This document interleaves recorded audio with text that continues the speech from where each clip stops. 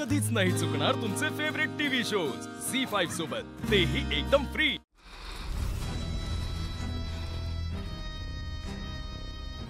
आता मी करणार, मला जे जे पाहिजे ना ते सगळं करणार। बघतेच आता मला कोण अडवते। मी सगळं करणार। अमोलच्या डब्यापासून ते त्याच्या खेळापर्यंत सगळं मीच बघणार आणि फक्त मीच बघणार। सिम्बा, आता तू पहिल्यासारखं जास्त खेळत का नाहीस? अरे मी आजारी होतो ना, म्हणून जास्त खेळत नाही। अरे माझे बाबा आले अमोल, चल शौर्य। चल बाय सिम्बा, बाय।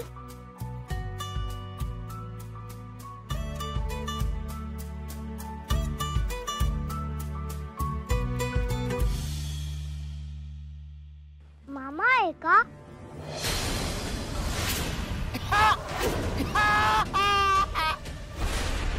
माणिक काका? माणिक काका माझं हसणं लक्षात आहे की तुझ्या? मग मी फ्रेंड्सला कधीच विसरत नाही।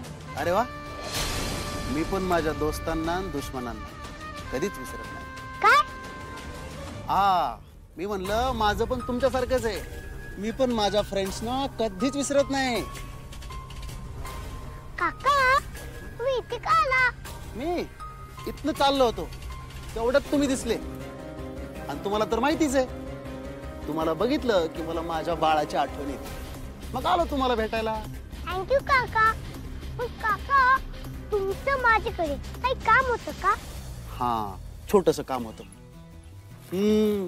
तुमच्या माचं नाव अपर्णा सुरेश माने ना, आणि त्या कलेक्टर आहेत पुण्याच्या? हो काका। काल तुमची आई आली होती हॉस्पिटलला। डॉक्टरने विचारत होती की आमच्या अमोलला काय होतंय म्हणून। पण मी तर एकदम ओके आहे ना।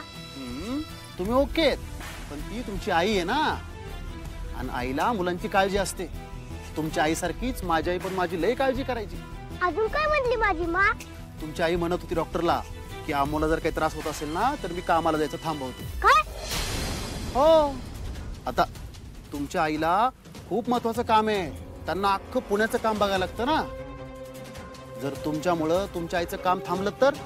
आता कधीच नाही होणार काका। आता तुम्हीच मला सांगा, तुमचे रिपोर्ट नॉर्मल आहेत ना?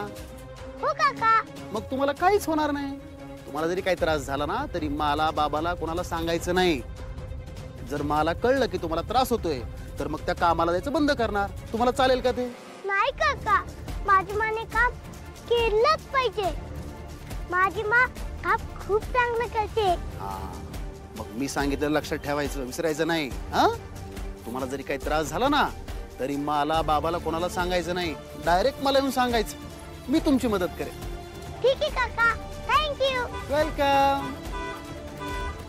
काका माझी बस आली, मी जातो। Bye bye bye.